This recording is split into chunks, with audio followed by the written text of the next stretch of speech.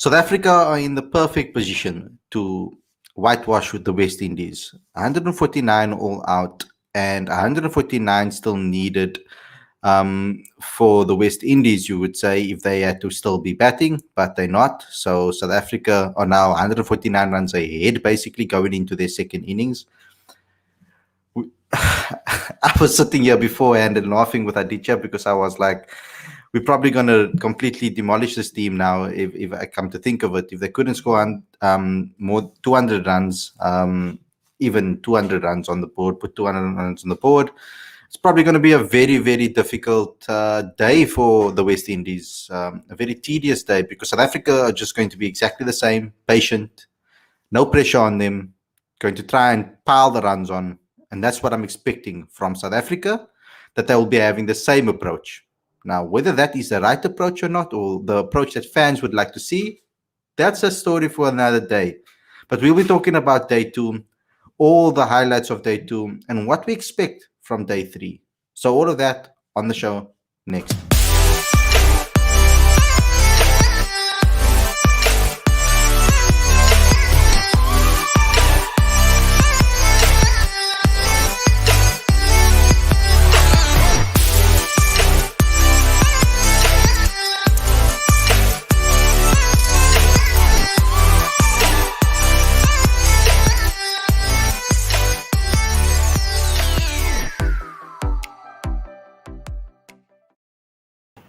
Hey guys, welcome to Cricket Fanatics Magazine. This is your daily show, not daily show, sorry. This is your review show. I'm your host, Khalid Wahid. This is the show where we talk about all the major talking points when it comes to the test between the West Indies and South Africa. So, Sunday, 12 o'clock. Not used to seeing our faces. Well, you need to get used to it when there's cricket on because we're going to be doing shows whenever it is, whenever there's a chance, we'll be able to talk about it. And we try to find a time that suits the South African fan base because we're trying to grow a South African community. Now, we know we have fans from overseas that love South Africa and keep supporting us because we need your support, and share it with all your fans and friends and family that also love the Proteas. But welcome to the show, Aditya. Let's talk about it. First and foremost, what we need to talk about is how it ended. So, an excellent clinical performance again with the ball from South Africa. 149 all out the West Indies in 54 overs. They really completely dominated the team. It's crazy the way we are easily using the Duke ball to suit our needs. Now, we knew that these South African bowlers have talent, and we knew that they had the ability. But my major concern with this unit before this match was consistency always. And we saw Vian Mulder show it in Pakistan. Lungi Ngidi, all the potential in the world, always was a great player of the future, but struggled with injuries and never really got a clean run of tests for himself on the trot. And now we're starting to see that in what he's capable of. The accuracy from Lungi Ngidi, the accuracy and consistency from Vian Mulder, the accuracy, the total domination and lethalness of Kagiso Rabada and Andy Nokia. It's becoming a unit that is going to be feared around the world. And I think that in any conditions, these 4 bowlers or seamers are really, really dangerous because it shows Vian Mulder's role in this team. When the others are not being able to be ruthless or to clean up the game or clean up the opposition batsman, Vian Mulder comes in and takes quick wickets because it's something different he adds. He adds something different. He adds a different type of pace. He hits the deck very hard. The ball comes onto the bat a lot different than it will with KG and with Lungi and with Anas. And what I like about it is they're all complementary but different, and that's something that is very, very unique to have in a team. Sometimes you'll have guys that add variance, and what I like about it is they are all so versatile, and they all add something different of their own. They all have their own weapons in their arsenal, and they're an excellent threat. Now, the real test, of course, is always going to be South Africa's batting. But we can talk about that afterwards. I first want to get your thoughts on the bowling performance that you've seen from South Africa over these 2 matches, but particularly on day 2 of this second test.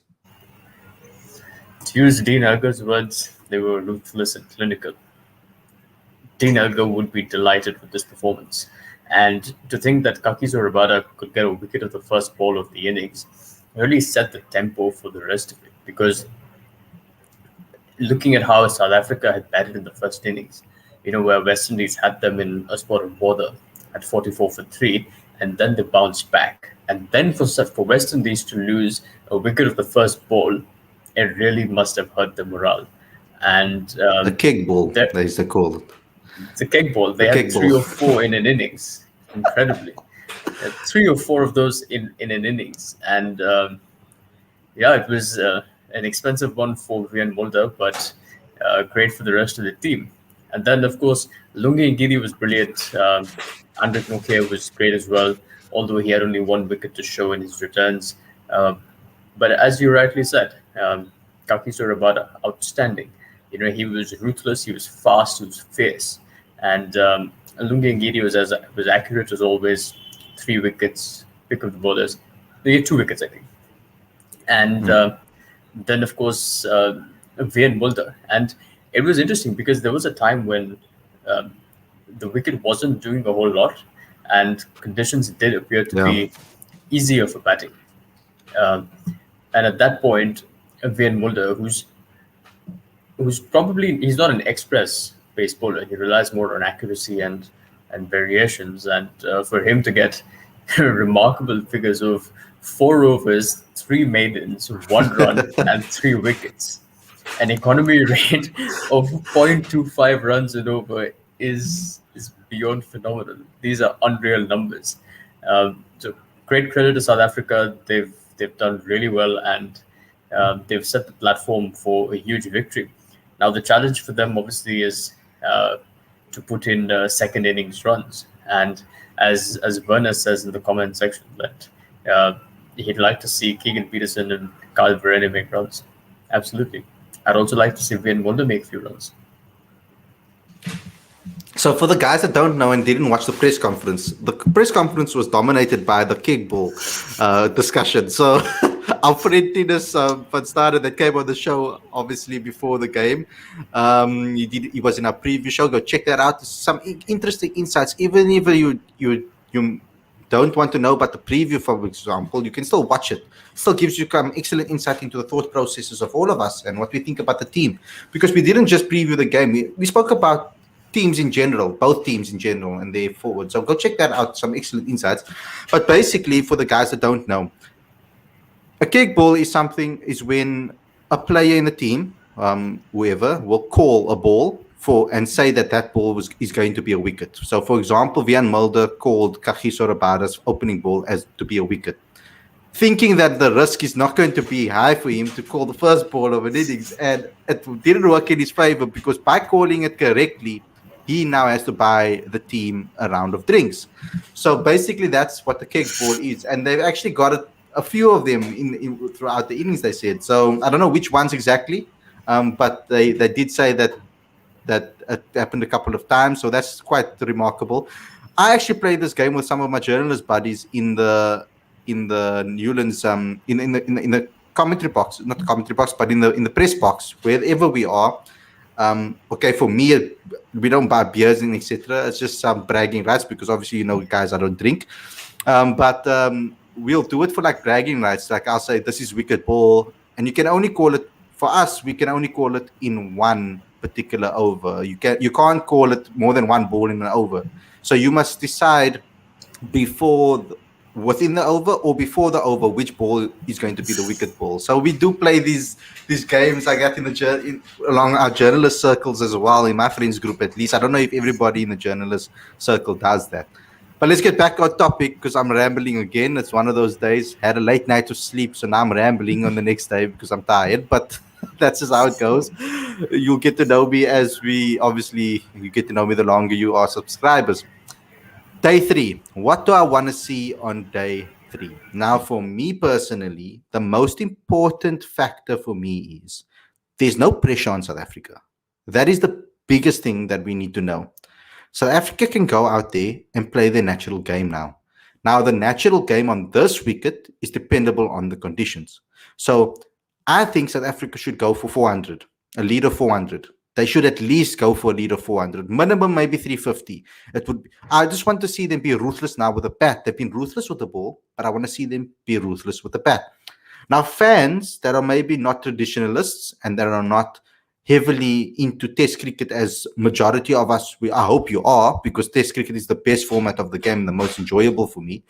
But I'm hoping that they go out and they try and score some runs. It's for me. It is about still because it depends on the conditions how you're going to play.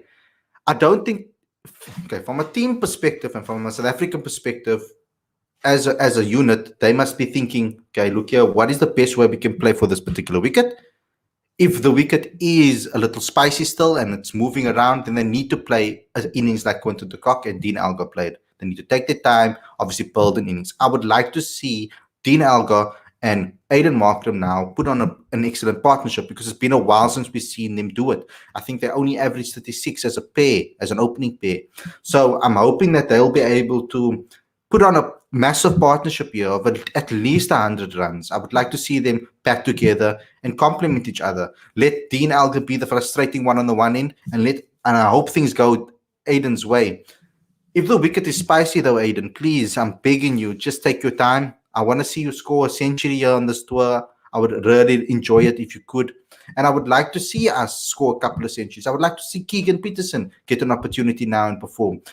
You know, Rassie, I think Rassie needs a good 50 or a half century under his belt so that he can go every single innings almost. Every single series he's at least scored an half century. So I'm hoping that he can do that too. I want him to go out here. Because it's only day 3, they have loads of time to wrap this game up. I hope they go deep. And I hope they try and give everybody in that top 6 an opportunity to bat. Right up into top 7, maybe, even Vian Mulder.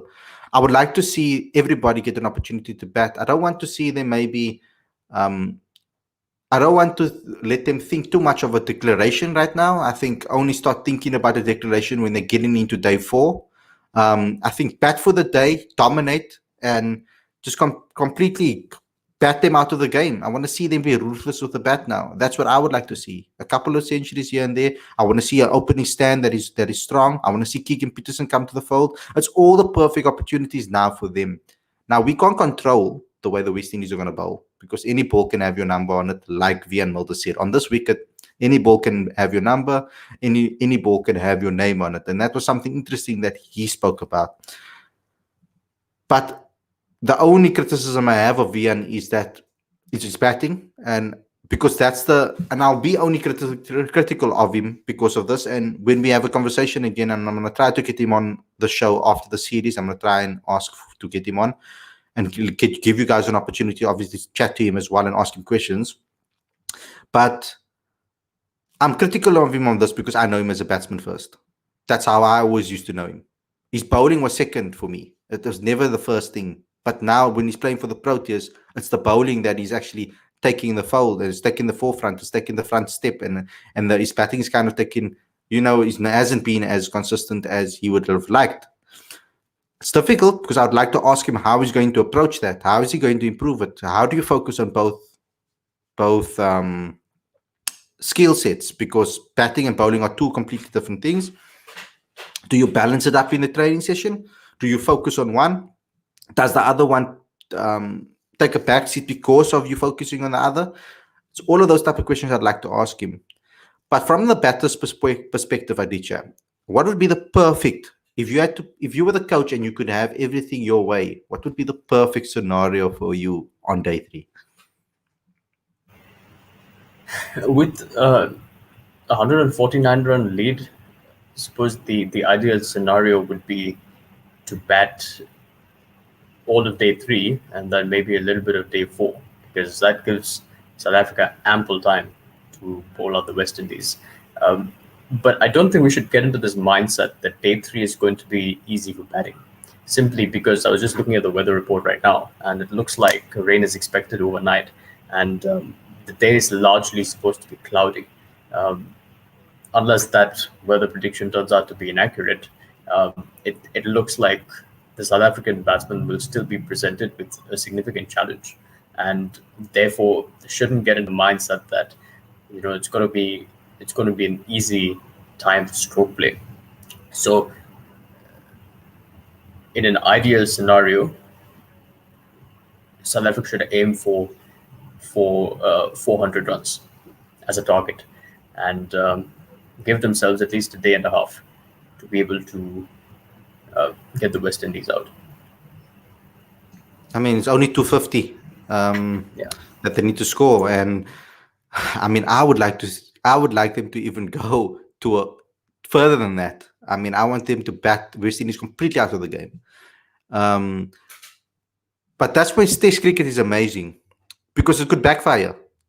But ultimately, in a two-match series, it doesn't matter, because whatever happens, even if the West Indies try and play for a draw in this match, South Africa wins the series. So it doesn't really matter. So in this particular case, I just want to see South Africa go deep and bat them completely out of the game, completely dominate the West Indies, be ruthless. Like, if you want to be ruthless, that's being ruthless. Score 400 runs. Never mind scoring 250 and getting the 400 lead. Score 400, 500 runs. Go 600 if you can. I want to see them be completely ruthless. I want them to bat West Indies completely out of the game. And I want to see our batsmen play with no fear. That's what I want to see. I hope that the wicket is a little bit drier. I hope it is. I know there has been overcast and some rain and some weather. I hope it's a little bit easier to bat on. I hope that I would like to see Aiden Markram plays natural game. Dean Elgar plays gritty knock. KP plays natural game. Rassie play with a little bit more freedom. I want to see Kyle come in and play with a little bit more freedom. I mean, flipping out. I mean, I would even put Kyle up the order and say, go there, go bat 4. Like that. I'll be that crazy to do that. But then again, we need Rassie to score runs, so I wouldn't do that. So I just want to see everybody go ahead and just play the natural game and play a free-flowing type of cricket. Entertain the fans ultimately, because the platform is there for them to do that. With a 149-run cushion, you can do whatever the hell you want. Actually, I think I don't think they must take their foot off the pedal and become complacent. That's a danger, and that's my fear of the message that Bouch is going to give his batsmen, because it's going to be very difficult to him to give them a message without them becoming complacent. So he needs to find the balance in his team talk to really give them. And that's where Boucher needs to know his players and what makes them tick. I mean, what I would do is I would set them certain targets. Even if it is a fun one, you want to have a kick ball, let's have a kick bat. Let's do something with regards to, if you score your first 50, if South Africa reaches the target of 200 in a certain amount of overs, maybe they need to get something for the team, or maybe the players need to buy them something, or I don't know, do something that keeps the competitiveness and stops complacency, because that's the important thing over here. It's a mental thing now. It's a mental step here now to not become complacent. It's always fear of every team that becomes complacent. We've seen so many times where that's happened in history in other sports, where people, even in football, a team can be 3-0 up and a team comes back and wins 5-3, or I'm talking about United here against Tottenham a couple of times. But it's been so many times that you'll see that happen, where you think that the team is in the driving seat and they're on the road to victory, and then something happens and they end up losing the game. So that's also still, I wouldn't write West Indies off. The West Indies are a type of team, you don't know what you're going to get with them. Maybe they can pull off a miracle. It's possible. What if there's... we haven't gotten... so I don't think South Africa is going to get to us. They haven't gotten to a stage in this game so far, in this test so far, where they're going to be going into day 3 and 4. So we don't know what can happen on this pitch on day 3 or 4. We don't know how the pitch reacts. So, yeah... I think that the biggest hurdle for South Africa, if I'm going to look for anything, is going to be the complacency. How to not become complacent is very important. But I think with a guy like Dean Elgar and his mindset, and I like it because Vian Mulder spoke about Dean Elgar's mindset and his approach in this particular match. Speaking about how they shouldn't take their foot off the pedal, and speaking about that ruthlessness too. Vian Mulder was talking about it in his press conference today. I've really enjoyed Dean Elgar's captaincy. He hasn't yet made a mistake, even with regards to DRS. He knew when to trust Quinton de Kock and not. It was an excellent call from them Because I was sitting on the TV, I was like, why are you letting Quinton make the call over here, Dean? Why did you call it? And it ended up brushing the glove. So it's one of those situations where I think Dean Elgar's been an excellent captain on this tour so far. He showed trust, belief in his players. He's shown a ruthlessness. He's shown calmness in the press conferences. He's been the perfect balance so far. But we need to see him when he's under pressure. That's going to be his true test.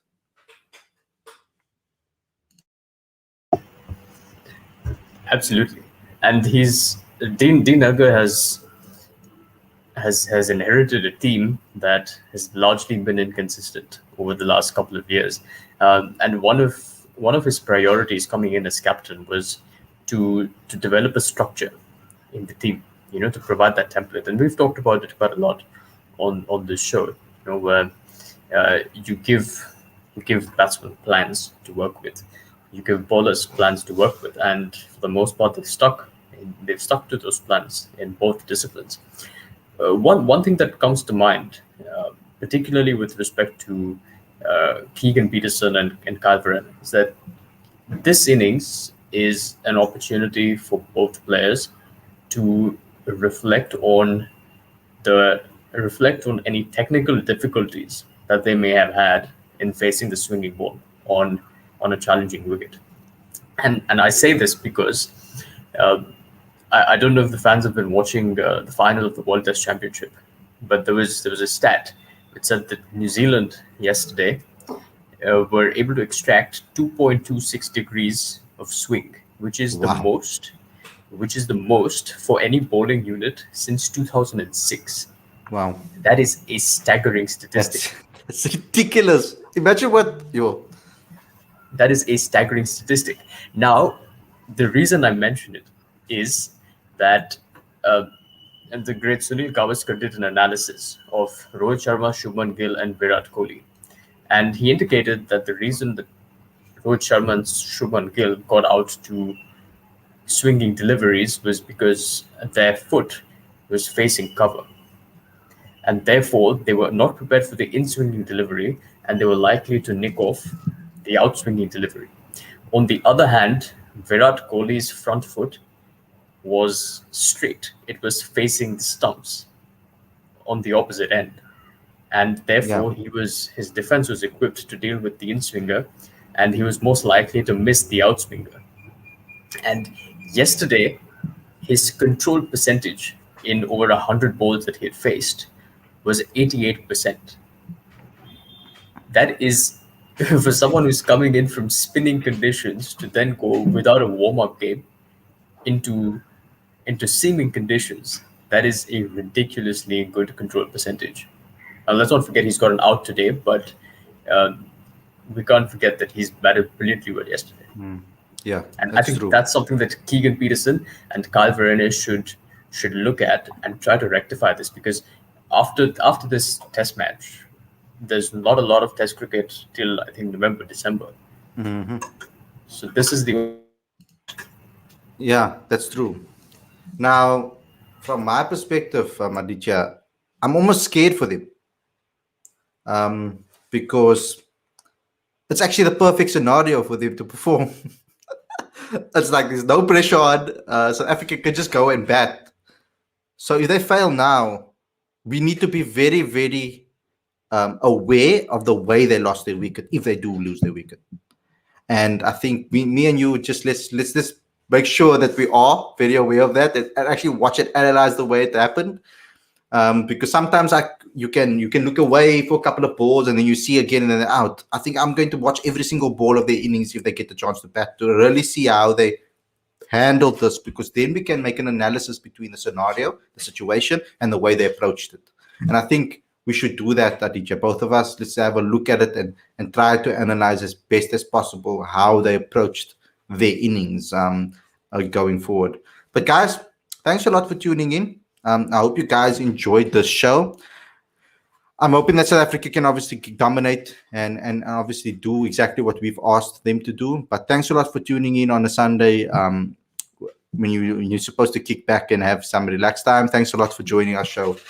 Please don't forget to subscribe to this channel. Click that notification bell for all future videos, please. You'll get notifications of all uploads that we upload on the channel, whether there's exclusive interviews, etc. You don't want to miss out because they're going to come thick and fast.